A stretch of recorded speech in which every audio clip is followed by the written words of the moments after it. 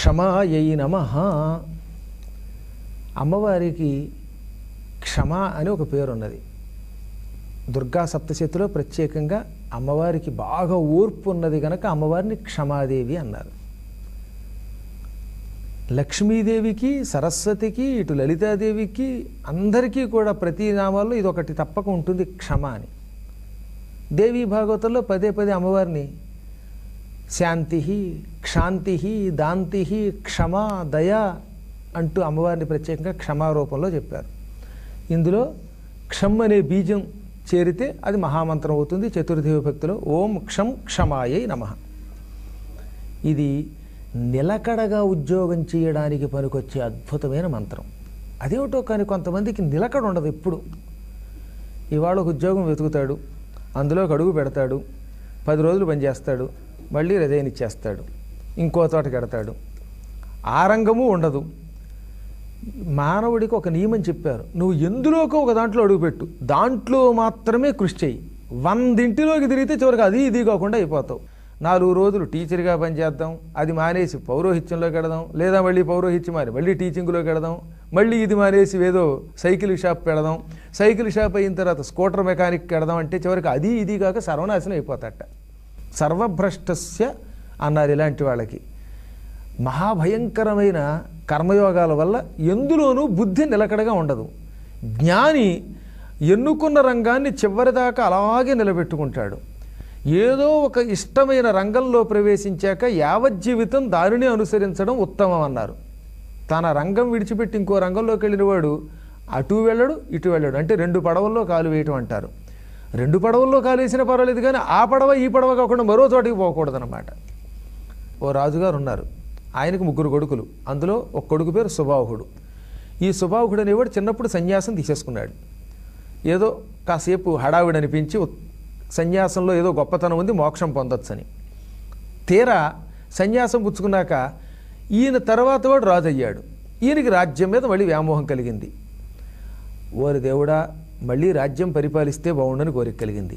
మళ్ళీ లోపలేమనుమానం వచ్చేది, రాజ్యానికి ఎడితే తిరిగి సంసారంలో గడుగుపెట్టి భ్రష్టుడు అవుతానేమో, సన్యాసిగా ఉంటే మోక్షం పొందుతానేమో అనుకునేవాడు. సన్యాసిగా ఉండనా రాజుగా అవనా, రాజుగా ఉండనా సన్యాసిగా ఉండనా తేల్చుకోలేకపోయేవాడు. అదృష్టవశాత్తు ఆయన చాలా గురువుల్ని సేవించిన వాడు అవటం వల్ల జ్ఞాని అయ్యాడు, అందులోంచి బయటపడ్డాడు. ఇవాళ కలియుగంలో భవిష్య పురాణంలో చెప్పారు, ఇవాళ ఈ ఉద్యోగంలో చేరి ఇందులో ఉండనా వద్దా, రేపు పొద్దున ఇంకో కంపెనీకి వెళ్ళనా, ఈ కంపెనీ నుంచి ఇంకో కంపెనీకి వెళ్ళనా, ఆ కంపెనీ నుంచి ఓ 1000 రూపాయలు ఎక్కువ వస్తుందని, ఇలా నిలకడ లేకుండా ఏ ఉద్యోగంలోనూ చివరికి స్థిరత్వం లేకపోవటం వల్ల రాణించలేక తిరిగి తిరిగి తిరిగి ఎవడు ఉద్యోగానికి రానివ్వక భ్రష్టులైపోయే వాళ్ళు ఎక్కువగా ఉంటారు. అటువంటి వాళ్ళు ఏదో ఒక దాంట్లో చేరి ఒక్క రంగాన్ని ఎన్నుకుని ఆ రంగంలోనే నిలకడగా ఉండి రాణించడానికి ఒక మంత్రం ఇస్తున్నాను అని వేదవ్యాసుల వారు మనకి భవిష్య పురాణంలో ఈ మంత్రం ఇచ్చారు. అదే ఓం క్షం క్షమాయై నమః. ఇది ప్రతి బుధవారం నాడు సూర్యుడు ఎర్రగా ఉదయిస్తున్న సమయంలో అప్పటికే స్నానం పూర్తి చేసుకుని కుంకుమ పెట్టుకుని తులసీ దళాలు చేత్తో పుచ్చుకుని లలితాదేవి పటం ఎదురుగుండా పెట్టుకుని ఓం క్షం క్షమాయే నమః ఇలా 108 సార్లు జపం చేస్తూ తులసీ దళాలతో లలితాదేవిని పూజించండి. అయ్యాక పటికి బెల్లం కానీ నివేదన చెయ్యండి. ఇది ప్రసాదంగా మీరు కూడా కొంచెం తీసుకోండి. ఇలా 27 బుధవారాలు చెయ్యండి. 27 బుధవారముల పాటు ఓం క్షం క్షమాయే నమః అనే మంత్ర జపం చేస్తూ లలితాదేవిని దేంతో పూజించాలన్నాం, తులసీ దళాలతో. నైవేద్యం పటికి బెల్లం లేక బెల్లం. అయ్యాక జపం పూర్తయ్యాక ఈ పటికి బెల్లం కానీ ఆ బెల్లం కానీ కొంచెం తినాలి, ఒక్క తులసి దళం కూడా తినాలి. ఎన్నిసార్లు జపం చేయాలి? 108 సార్లు. ఎన్ని బుధవారాలు? 27 బుధవారాలు.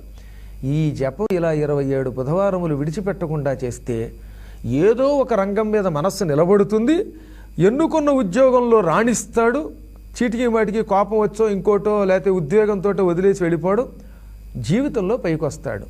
ఈ విధంగా ఉద్యోగంలో నిలకడగా రాణించి శుభ్రంగా సంపాదించుకుని కీర్తి పొందడానికి, అందులోనే మంచి అభివృద్ధి సాధించడానికి పనికొచ్చే అద్భుతమైన మంత్రం. అందులో కలియుగంలో చాలా అవసరం ఇది, క్షణానికో రంగంలోకి వెళ్లకుండా. కాబట్టి అందరూ కూడా గుర్తుపెట్టుకోవాల్సింది ఏమిటంటే, సాక్షాత్తు ప్రకృతి మాత జగన్మాత ఇచ్చిన మంత్రం ఇది. ఓం క్షం క్షమాయై నమః.